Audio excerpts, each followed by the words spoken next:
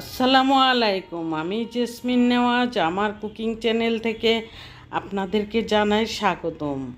আজকে আমি fried rice, chicken fried আর chicken রেজালার মতো করে কিভাবে চিকেন ফ্রাইড রাইস দিয়ে খাওয়া যায় সেটা আমি আপনাদের সামনে তুলে ধরব। যেটুকু পারি ততটুকুই চেষ্টা করছি আমি তুলে ধরার। সেজন্যই আপনাদেরকে রিকোয়েস্ট করব আপনারা যাতে একটি লাইক দিয়ে কন্টিনিউ করেন এবং ফুল ভিডিওটা ওয়াচ করেন। আর সেই চিন্তা করে আমি প্রথমেই একটি কড়াই বসিয়ে দিয়েছি, ননস্টিক প্যানের মধ্যে পেঁয়াজটা আমি ভাজা ভাজা করিনি। ফ্রাইড রাইস আমি এভাবে একসাথে বসিয়ে দেই।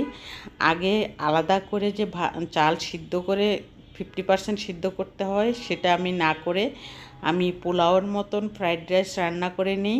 বেশি চালের করলে তো এভাবেই করা উচিত, কারণ এভাবে যেই ঝরঝরা হয় আর এভাবে যেই টেস্ট লাগে, আর ওই চালটা 80% বা 50% সিদ্ধ করার পর একটা যাও যাও ভাব থাকে, সেটা কিন্তু আর থাকে না।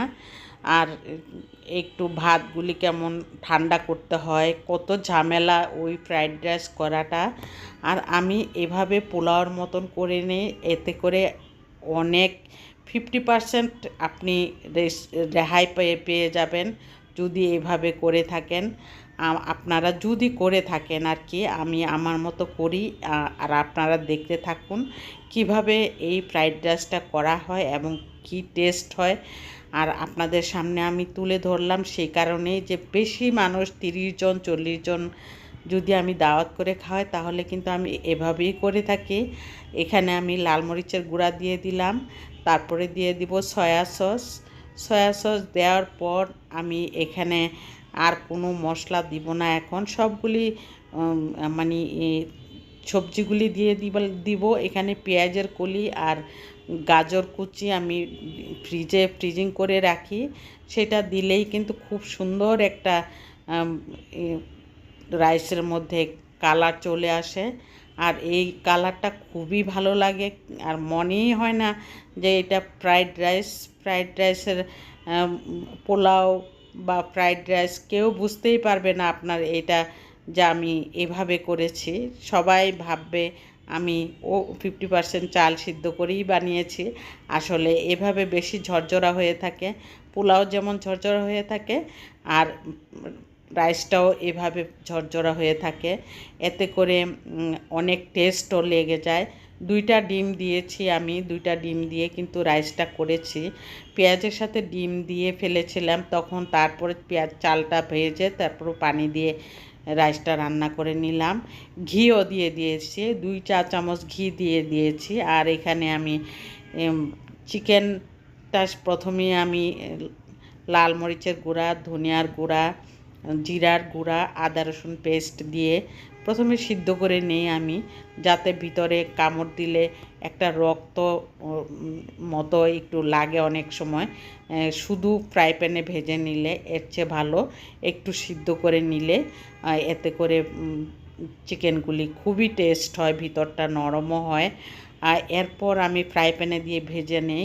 প্রথমে ভেজে নেওয়ার পর তারপর নামানোর কিছুক্ষণ আগে আমি এখানে সস দিয়ে দিব, টমেটো সস। জাস্ট টমেটো সসটা দিয়ে আমি নামিয়ে নিব। এতে করে কিন্তু টেস্ট অনেক হয়ে যায়, রাইস দিয়ে খেতে এই তন্দুরি চিকেনের মতো হয়ে গেছে, অনেকটা হয়ে যায়। আমি এভাবেই করে থাকি। আর চিকেনের রেজালার মতো করে নিয়েছে, সেটার মধ্যে দিয়ে দিলাম একটু মরিচের গুঁড়া আর সয়া সস আর একটু আদা রসুন পেস্ট দিয়ে আমি এখানে পানি দিয়ে জাল করে মাংসটা সিদ্ধ করে নিই। সিদ্ধ করে নেওয়ার পর এখানে টমেটো সস দিয়ে দিলাম। টমেটো সস দেওয়ার পর কিছুক্ষণ পর সয়া সসও দিয়ে দিলাম।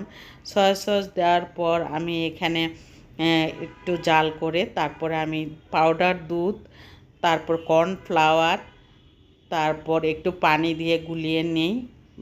1 চা চামচ পাউডার দুধ দিয়েছি আর 1 চা চামচ কর্নফ্লাওয়ার দিয়েছি, 2 চা চামচ পাউডার দুধ দিয়েছি, যাতে টেস্ট অনেক ভালো লাগে। এতে করে কিন্তু এটা অনেক ভালো লাগে। এটা দিয়ে আমার বাচ্চারা অনেক মজার সাথে খেয়ে থাকে। এটাই আজকের আমার ফ্রাইড